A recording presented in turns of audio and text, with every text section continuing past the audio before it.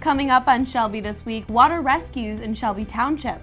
We'll tell you about the daring rescues that put our first responders' lives on the line, and about the person who isn't a part of the team who police say they couldn't have done without. And Macomb County Business Awards. Find out which Shelby Township businesses are being honored by the county for things like innovation and service. And a major two-year construction project is starting up. Find out where you'll be seeing some lane closures and the improvements coming to a road near you. We've got all these stories and many more right now.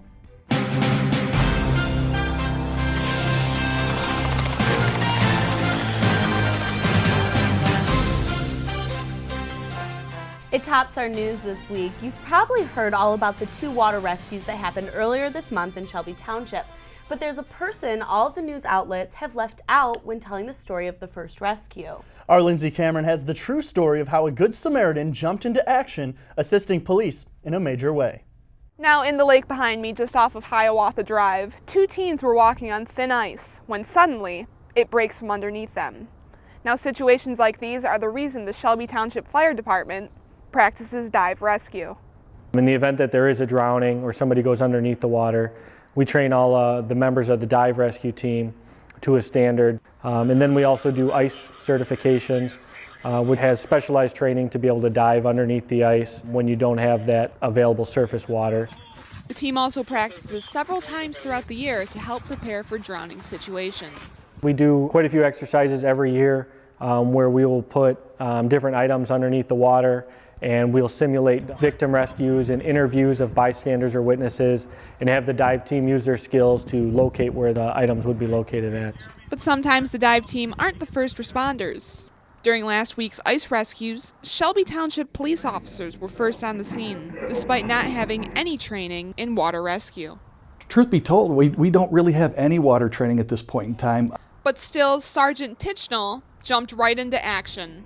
I didn't want to lose eye contact with him because if he went under, I wanted to know exactly where he went under. And then I continued to run around the lake. I knew I was going in, it was just a matter of when I was going in. So I gingerly grabbed the rope and just started to pull him out.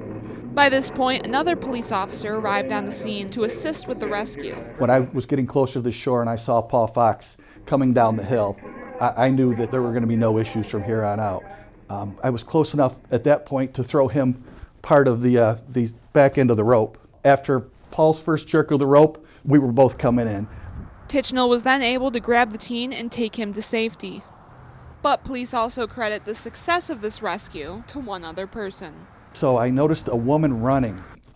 She was running with a preserver and she was doing something with the rope. And come to find out, she noticed the rope was frayed on it, so she put some new rope on it and she was making as long as she possibly could. Her name was Marissa, and I could tell by the look in her eyes she was going in the water if we hadn't arrived. Her quick thinking made it so much safer for Paul and I to make this successful. Although Tichnell claims what he himself did was nothing special. I guarantee you, any one of the officers at Shelby Township, with or without that preserver, we're going to go in after them. Now there were 2 teens who fell into the ice. The other was able to get out on his own. Both were taken to the hospital and were found to be okay thanks to the fast rescue efforts of the police and Marissa. For Shelby this week, Lindsay Cameron. And just hours later, crews were called into a second ice rescue on Crystal Lake near 23 Mile and DeQuinder Roads. The scene there, a little more chaotic. Now, cell phone video sheds light on the situation as firefighters used that training Lindsay highlighted in her piece to save a young boy and his sister who had fallen through the ice. Hey, he's coming! What's that? He's coming, don't worry!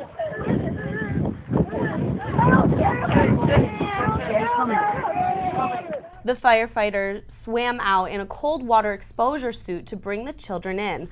Both were taken to the hospital and are doing okay today. Business leaders from across Macomb County gathered at the Palazzo Grande for the 5th Annual Business Awards, and some were honored from right here in Shelby Township. It wasn't too long ago that the economy was declining and businesses were leaving the area. But less than 10 years later, Macomb County is celebrating its rapid business recovery. 2008, 2009, with the decline in the economy and the challenges we faced, boy, have we come back strong. And so with that being said, we want to make sure that businesses understand how important they are to the fabric of a community. And so this Business Awards is a chance to recognize those companies for what it is they do. The businesses are always looking to grow, trying to figure out what's next. We're talking about hundreds of businesses every single year that we have the ability to work alongside with and figure out what they want to grow, where they want to be next, what's the next wave of innovation, where's the next facility they're looking to build. Shelby Township and Utica businesses were well represented at the awards, including Startup Business to Watch champion, the United Shore Professional Baseball League, who flourished in their inaugural season at Jimmy John's Field. Other notable businesses that were recognized were the Play Place for Autistic Children and Shelby Township's Anderson, Eckstein, and Westrick.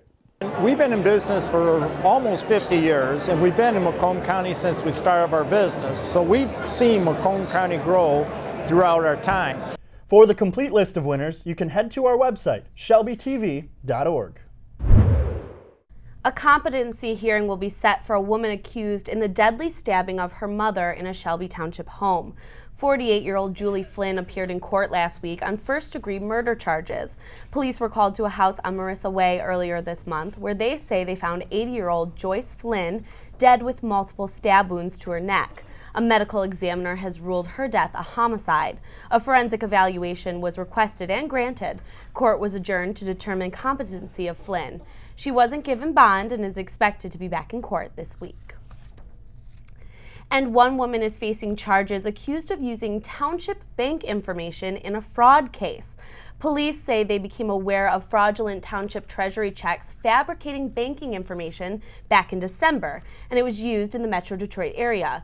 Police say they tracked it to a Royal Oak bank account belonging to Tamira Moore. Last month, she appeared in court on a felony uttering and publishing charge. Township officials say further security measures were taken and the amount stolen wasn't reimbursed to the township. A 2-year project to reconstruct about 4 miles of M59 is set to begin next month. The project will go from M53 interchange east to Romeo Plank Road. Lane closures are expected, but businesses along the construction route will still be accessible. During the first year, work will include replacing concrete with asphalt, improving drainage, upgrading ramps and sidewalks, and adding sidewalks missing along M59. New traffic signals and signs and enhanced landscaping will also be done. In the second year, the approach lanes to the Michigan turnarounds will be lengthened. This whole reconstruction will cost about $60 million. We will continue to keep you updated when the project starts and as it progresses. In its 11th year, this community event is going to be bigger and even better than ever. And our Stacey Sansatera wants to tell you how you can get in on the action. As of 2017, we are now the Relay for Life of Greater Shelby Township. The Relay for Life of Greater Shelby Township now includes Utica and Sterling Heights. Utica is new to the relay, while Sterling Heights struggled with decreasing involvement over the years. And for that reason, the American Cancer Society opted to combine the 3 communities. That being said, why has Shelby Township experienced such success? The community. It's all about the community here. The community has always been so supportive of what we do, what we're about. They come out not just to support the teams and to be a part of the teams, but to come by, check it out, walk a lap. And because of the commitment and support from this community, we are now the number 7 Relay for Life in the state of Michigan. And that is something to be proud of. Shelby Township raised over $1 million in under 10 years. That alone is amazing. But we continue to bring in more and more money. And with so much success, this year they have decided to have lots of fun. Our theme this year was going to be Tune Out Cancer. So we're going cartoons, which leaves it wide open. Wide open for all the creativity you can imagine. To see how they decide to decorate their campsite or maybe dress up in costume. So lots of options with our theme. And all this fun is just getting started. Now's the time to join. Join a team captain meeting, join a committee meeting. Come see what we're all about. Maybe decide to join a team or make your own team. So many opportunities for such a worthy cause. You can make a difference in the fight against cancer. And with that, it's time to tune out cancer. That's all, folks. And back to the Tune Out Cancer fundraiser. That will be this Saturday, the 25th, from 1 to 5 p.m. at Steiny's Restaurant on Shelby Road. For more on the event, head to this website on the bottom of your screen, www.relayforlife.org/Shelby Township MI. And we also want to update you on a program we told you about earlier this month, the Hope Not Handcuffs initiative. Since its launch on February 1st, 45 people have been placed into a treatment program in Macomb County. Of those 45, 35 participants voluntarily walked into a police department and 10 completed the online assessment. The Hope Not Handcuffs program is thrilled with those numbers and is grateful for the support from area police organizations and facilities that help them. Gosh, just less than a month and all those people. It's amazing. It's a great program. Next on Shelby this week, an open discussion on mental health. What happens when the community and lawmakers come together on the topic and the call to action being asked of Macomb County residents. And a warning for those charging their cell phones in public. There's something you need to be aware of before you plug in next.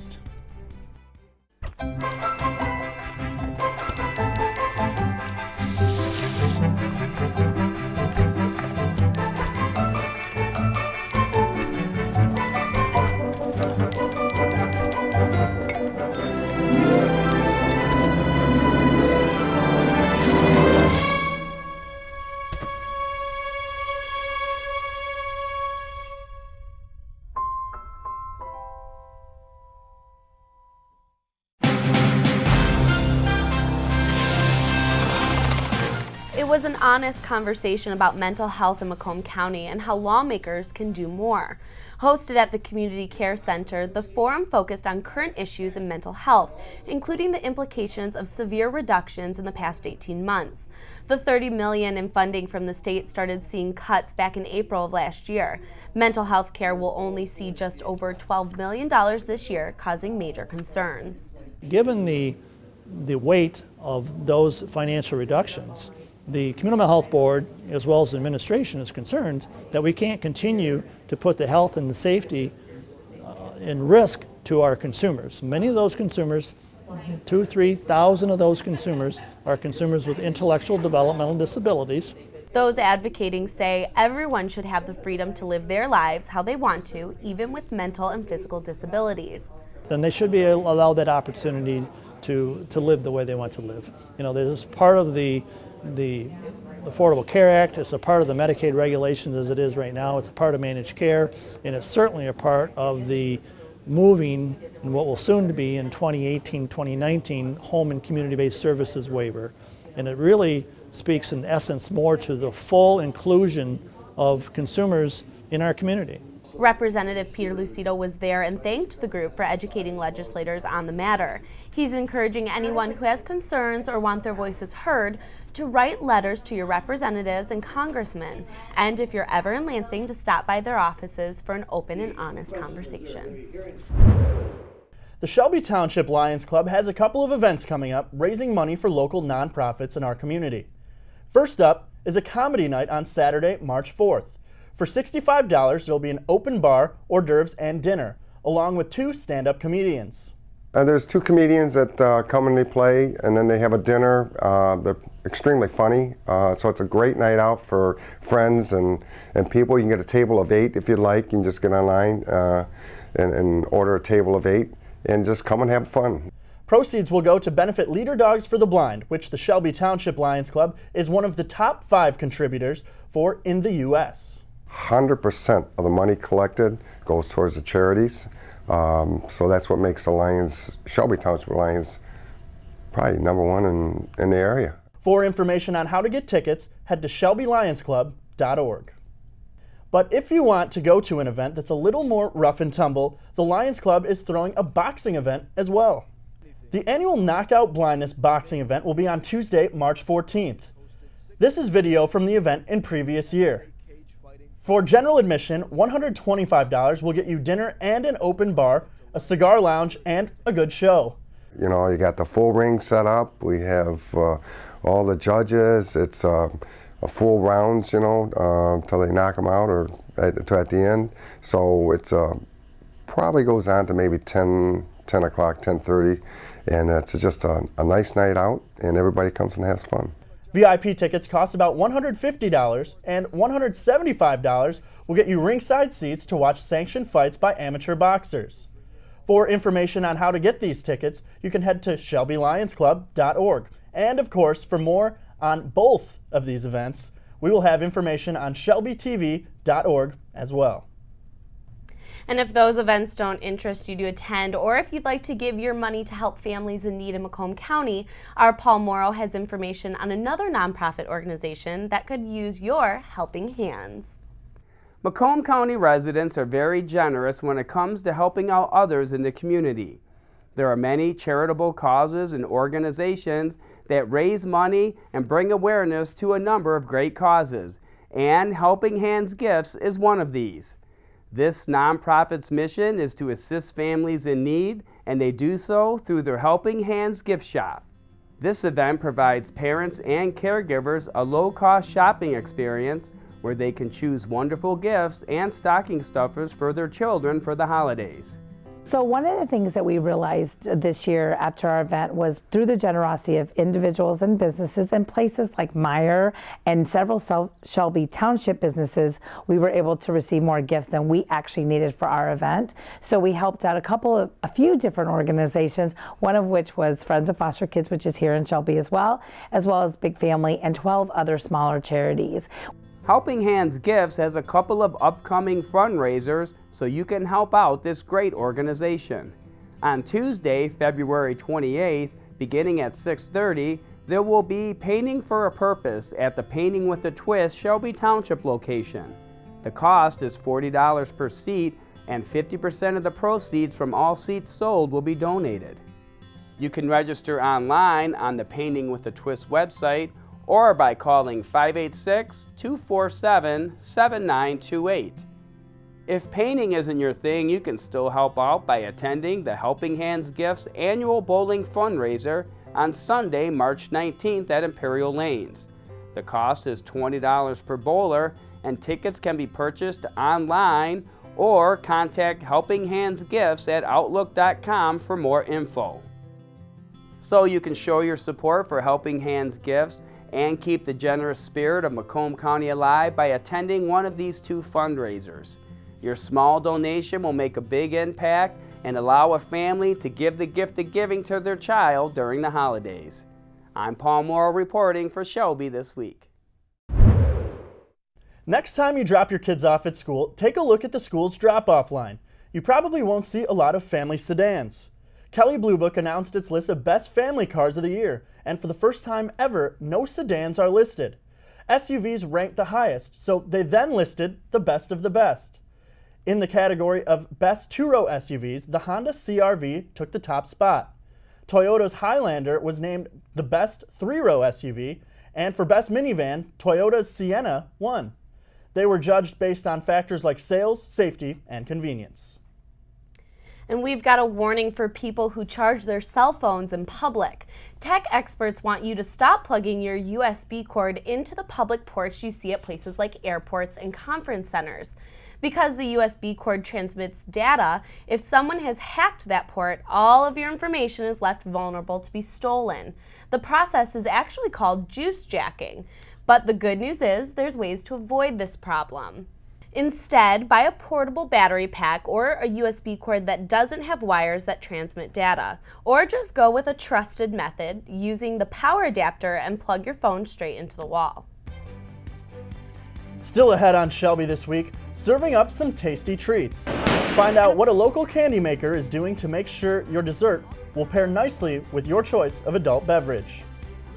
And baking for a good cause. We'll tell you about a local group sending a taste of home to those overseas next. People think I'm trash, but they're wrong. Today I'm just an aluminum can, but one day I could be a stadium.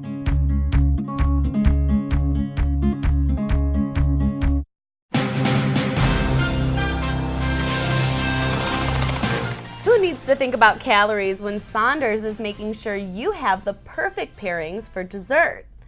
Saunders, located right here in Macomb County, announced a new milk and dark chocolate package for your wine. Saunders wanted to provide the customers with a simple way to enjoy the perfect bite of chocolate along with the perfect sip of wine. Each package includes mini sea salt caramels, pure chocolate squares, and other varieties. The wine pairing chocolates are available for about $8 this spring. In sports, we've got highlights from the non-qualifying bracket of the MAC Red and White basketball tournament, where both Utica and Eisenhower played. The non-qualifier bracket in the MAC Red-White tournament. Eisenhower taking on Roseville on Senior Day.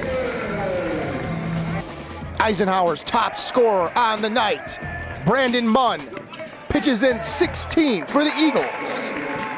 Martell Turner dishing out to Austin Lorenzen. He was Roseville's top scorer with 21. Martell Turner driving, getting a forgiving bounce with 2 of his 12. Devin Martin driving past Eagle defenders. He had 11 points. Roseville would come out to a double-digit lead, but Eisenhower would chip away and get within striking distance here. Dante Candela. And Eisenhower was lights out behind the arc. From three-land, Billy Crepa. And Brandon Munn getting them to within 5 points. But they could not stop Roseville, putting it away on free throws. And Roseville would take this one. Final score, Roseville Panthers 65, Eisenhower Eagles 60. Chippewa Valley High School is the site for non-qualifier MAC tournament action as the Chippewa Valley Big Reds take on your Utica Chieftains. The Chieftains would score early and often as Kayvon Higdon knocks down back-to-back three-pointers to start the first quarter. This time Higdon hits Patrick O'Connor with the no-look pass, and he buries another wide-open triple for the Chieftains. The Big Reds would start to claw back, starting with a floater from Stephen Charles, and another from Delano Woods. Gabe Gabarino extends the Chieftains' lead to double digits as he puts the ball back up and in. Gabarino, this time driving the lane, and he lays it off the glass and in. Maurice McBride would go on a run in the closing minutes of the second quarter.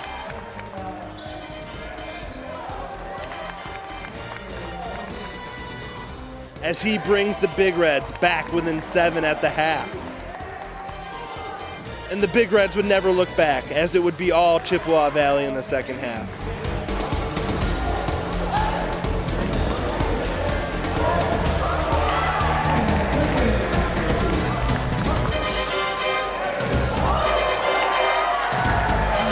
They would go on to win from a final score of 66-44. A local organization is taking the time to bake hundreds of cookies, all for a good cause. It's like a part of home. So, the military doesn't get homemade cookies, so. The Women's Life Chapter 9/11 does volunteer service projects and fundraisers for all different types of groups. And their latest project was making more than 600 cookies to send overseas to Marines as a piece of home in conjunction with the Women's Marine Association. And for the women, volunteering is something they love and feel anyone can get involved in. So it's something that I feel is necessary to give back to the community, to help people in need, and just to be there for people. So they know that we're here, they know they can come, they can join us, they could come and help us make cookies, they can come to our meetings, we meet once a month. There's a lot of camaraderie with the women in our group, so it's social and fun, but it has a purpose to it. For more information on the Women's Life Chapter 9/11, head to shelbytv.org. And that's it for us here at Shelby this week. You can catch us all the time on shelbytv.org, and don't forget to like us on Facebook. And since the daddy-daughter dance was earlier this month, we cannot get enough of the cute dancing. So enjoy scenes from this year's daddy-daughter dance. Thanks for watching.